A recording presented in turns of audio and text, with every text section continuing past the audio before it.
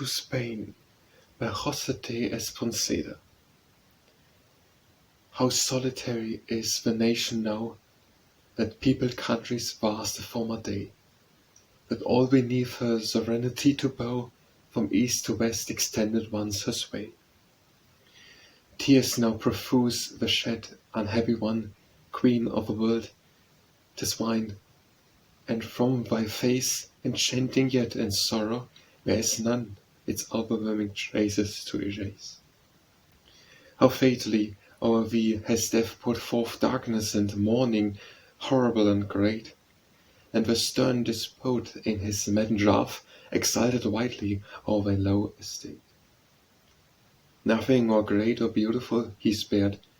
My country, the young warrior by him fell, the veteran fell, and while his war axe glared, pleased all its fury o'er thee to impel. Even the pure maiden fell beneath the rage of the unpitying despot, as the rose condemned the summer's burning sun to engage her bloom and beauty withering soon must close. Come, O ye inhabitants of the earth, and contemplate my misery. Can there, tell me, be any found of mortal birth, bearing the sorrows I am doomed to bear?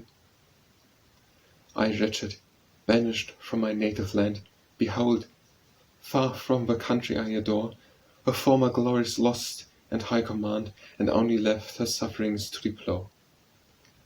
Her children have been fatally betrayed by treacherous brethren and the tyrant's power, and these her lovely fertile plains have made fields o'er which lamentations only lower.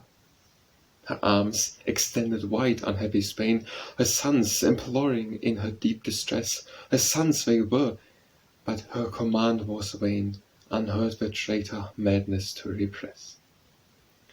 Ere could then avail thee, tower of wall, my country, still mid thy woes adored? Where were the heroes that could once appall the fiercest foe? There why unconquered sword?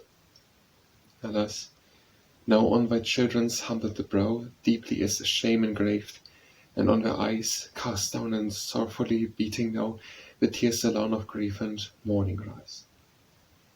Once was a time for Spain, when she possessed 100 heroes in her hour of pride, and trembling nations saw her manifest her power and beauty, dazzling by their side. As lofty shows itself in Lebanon the cedar, so her brow she raised on high, and fell her voice the nations around upon, as terrifies a gulf of thunder's lie. But as a stone now in the desert's wild thou liest abandoned, and an unknown way through strangers' lands, uncertain where, exile the patriots doomed unfortunate to stray.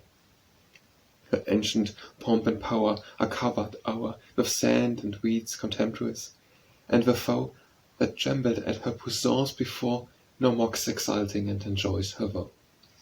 Maidens, your flowing locks dishevelled tear, to give them to the wandering winds, and bring your harps in mournful company to share with me the sorrowful laments I sing.